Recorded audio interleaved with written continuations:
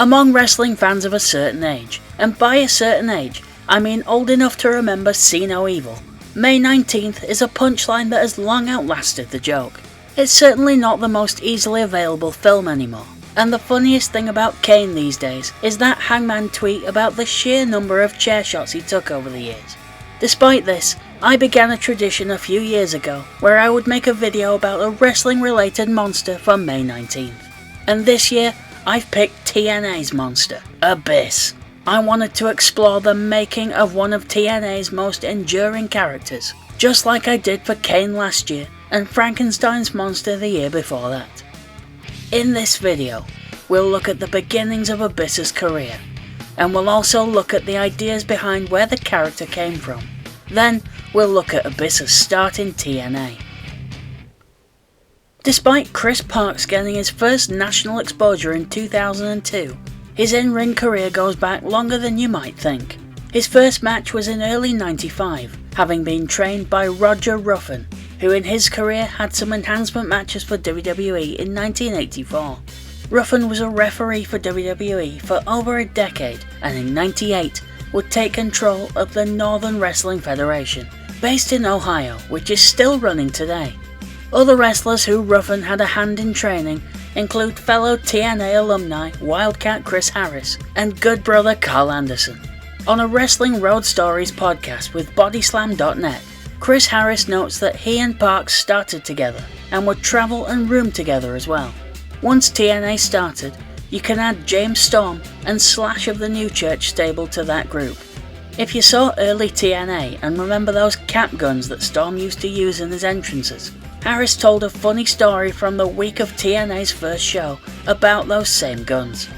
We were ready to go. Well, Storm and Wolfie, they decided to go out, and I don't know what time it was, man. Maybe 2 a.m., 3 a.m., who the hell knows? And his gimmick was he would go to the ring, and he had these cap guns where he would shoot off, and that was his cowboy thing. I'm not sure what those guys have done. They obviously had a few drinks, and Abyss and I were probably sound asleep, and Storm decided to come in, and they busted through and all of a sudden those guns were going off, bam, bam, bam, and Abyss and I just kind of flew up in you can only imagine what the scene was. It's not like being woke up to, I have to go pee or something like that. You're waking up to gunshots, man. We're thinking we're being broke into and somebody's coming in shooting. Long before TNA started, Parks would debut in the NWF using the name The Original Terminator. I assume named after the original Terminator, about whom there had been 2 films by that point. Parks would wrestle for the NWF from the mid-90s into the 2010s, though on a less regular basis after becoming Abyss. Knowing Abyss's reputation for being fiercely loyal to TNA over the years, no doubt he had a similar loyalty to Roger Ruffin, who he would even wrestle against for the NWF. By '96, the original Terminator would change his name to Chris Justice, and later Prince Justice, continuing his world record attempt at having the most indie-rific names assigned to one person. Any 2008 TNA fan who remembers the Prince Justice Brotherhood might have just worked out where that god-awful name came from. In 2001, Justice, now shortening his name, would arrive in Georgia-based NWA Wildside, a former developmental territory for WCW, which would become one of the promotions that NWA TNA would look for talent from when it was first being planned in early 2002. The other notable names who wrestled at Wildside include Ron Killings, later known as R-Truth, and a young AJ Styles post-WCW closing.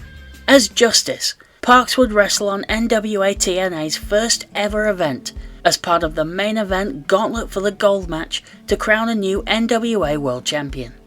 The list of entrants for this match is long and many varied, which is a very nice way of saying that the vast majority had absolutely no business being in a match for the NWA World title, Justice included, though he would eventually win that title in 2006, becoming the second ever masked wrestler to win that belt, the first being Blue Demon Jr., with there previously being a rule that a masked wrestler couldn't win that title. Of all the entrants in the match, just 2 of them had been former world champions for a major US promotion previously, while most of the rest had been lower card talent elsewhere. In the end, The match would come down to the wall, brother, and the eventual winner, Ken Shamrock, who at least had some legitimate UFC success that gave him some credibility as TNA's first champion. In the match, Justice lasts 5 minutes 40 seconds, making no eliminations but being thrown out by Rick Steiner. Despite not being Abyss yet, he uses what would become known as the Black Hole Slam on Del Rios, who for some reason was cosplaying as Scott Steiner. I bet Rick didn't like that and he was in the match. If you're curious, by the way, in a past life, Del Rios was the short-lived mid-90s WWF character Fantasio, the one that nearly started a fire backstage, making this assemblage of wrestlers even worse. Speaking about Justice in the match, Jeff Jarrett said on his My World podcast, his in-ring appearance wasn't long, but we all said he's good. While this makes Parks a Day 1 TNA original, he wouldn't be back for the promotion for the rest of 2002, with Jeff adding that Justice just didn't fit in any creative plans. A month after TNA's first event, Justice would begin working for IWA Puerto Rico, having met the promotion's booker Dutch Mantell while working on the US Indies. It's here, a couple of shows in, where he would first use the name Abyss, having used the name Cleage initially. I tried to find out what that name actually meant, or what it might be in reference to, and all I'll tell you is that Google thinks you mean something else. Abyss would wrestle against many recognisable faces to TNA fans, but not necessarily names they would know. He would wrestle Ricky Banderas, who would later become known as Judas Macias in TNA, as well as Glamour Boy Shane, who would later be the referee turned wrestler Shane Sewell. When Dutch Mantell had been booking in Puerto Rico in the 90s, he'd spotted a wrestler named Doomsday. Dutch would be instrumental in getting Doomsday booked by Jim Cornette for Smoky Mountain Wrestling, playing a vital role in him eventually becoming Kane. That'll come into play a bit later on. In late 2003, Dutch would arrive in TNA, where he would work on the creative team, a little bit after Abyss. But he might well have had a hand in recommending Parks to Jeff Jarrett before that, with whom he has a long history dating back to Jarrett's early career. Now that we've gone through Abyss's route to TNA, let's take a closer look at how the character was created. When Abyss first arrived in TNA, he attracted some criticism for looking a bit like some kind of hybrid between Kane and Mankind. It's not hard to see why when you see what Abyss looked like in Puerto Rico, with flames on his gear and mask. He looks a bit like if you tried to make Kane in a PS2 Create a Wrestler mode, and if you get which game I'm referencing, well done to you. By the time he made it back to TNA pay-per-views, he started wearing this Canadian tuxedo, but that only drew more of the Mankind comparisons. It's fitting then, that the person who has been credited with creating the Abyss character also discovered Kane several years earlier. On his podcast in July 2022, Dutch was asked about this. Dutch says that he met Chris Parks on an indie sometime before TNA, but really got talking to him at their first show in Huntsville, Alabama, where episodes 1 and 2 of their weekly pay-per-views were taped. When it became clear that TNA wasn't going to use Abyss beyond the first night, Parks would call Dutch asking for work in Puerto Rico. Dutch would tell him that he needed a new name, joking with him that Prince Justice doesn't sound good in Spanish. Dutch then tells us how the mask came about. He told Príncipe Justicia, "You'll be like a mental patient. You're released and all, but to protect you from whatever you think you need protecting from, you wear the mask. It's hardly Kane's childhood fire and the psychological scars that left, but it'll do." One last point Dutch explains about the mask is that he described what he wanted and Parks got it made himself. He had an idea for it too. Even though he didn't like it initially, he did actually go out of his way to get a mask. Dutch stresses that last point. Abyss did not like the name or gimmick at first, but he did everything he could to make it successful. Something Dutch alludes to that I hadn't thought about at all were the mannerisms of Abyss, the way he would slink around the ring, and his pose that stayed with him in TNA. When James asks Dutch, how do you get a character that doesn't talk across to a non-English speaking crowd? Dutch says that while Abyss had a manager, he would often stand there making gestures to get across that he's some kind of monster. This is similar to something Glenn Jacobs has said about Kane, where he observed his dog tilting his head while listening, and he would use this non-verbal communication as Kane to convey his reactions. James Romero asks Dutch about the comparisons to Kane and Mankind, and whether they were in his mind too, and Dutch says that Mankind was especially, being from a similar mental patient origin. Dutch also says that he introduced Abyss by having him run in on Savio Vega versus Glamour Boy Shane, and he was over immediately, because here was this big guy with a mask. They had never seen him before, never seen him on TV, and all of a sudden, where did this guy come from? One last noteworthy question from the podcast which he was asked was about whether or not he gave him the Black Hole Slam, which Dutch denies. He says that Abyss developed that himself, and that all he gave Abyss was the name and the gimmick. The move has sometimes been compared to the Big Boss Man Slam that he used to do, but when done on much smaller opponents, Abyss would add more rotation. A perfect example of this is when he was feuding with Spud in British promotion One Pro Wrestling back in 2006. He would sometimes spin Spud around so many times it looked like he might never stop, Cesaro swing style. In a 2019 interview with Sean Ross Sapp for Fightful, Abyss confirms that he came up with it as a play on the Boss Man Slam. He says the more traditional version of the move had always been his finisher, but as it evolved, and as he evolved, he just added the extra spin. When he was asked who took the move the best, Abyss answered AJ Styles and also Matt Sydal. On June 4th, 2003, but airing later in the week, Abyss would make his official TNA debut. He would have a match on Explosion, the promotion's syndicated B show that complemented the weekly pay-per-views. His opponent would be Julio De Niro, who despite being with TNA for 4 months, was only wrestling his third match for the promotion. The match starts in an interesting way, with Mike Tenay on commentary emphasizing the size difference, as if we were watching Rey Mysterio versus The Big Show. And while he's saying all of this, Abyss and Julio are chain wrestling. Abyss hits a chokeslam, followed by the Black Hole, but Alexis Lurie, better known as Mickey James, distracts the referee, so there's no count. Twice in the match he attacks Abyss in clear sight of the ref too. While Abyss is, ejecting Alexis from the ring, he turns around into a kick from Julio and takes the pinfall loss. Not the most clean of losses, but still one in his debut. When asked by Conrad Thompson on My World why Abyss lost on his first night, Jeff Jarrett said that it being his first night back he didn't really need the win, while Julio was a featured act at the time, part of The Gathering, led by Raven and teaming with CM Punk and Alexis. On June 11th the following week, Abyss would make his TNA pay-per-view return in quite a bizarre way, but he's interjected right into a storyline.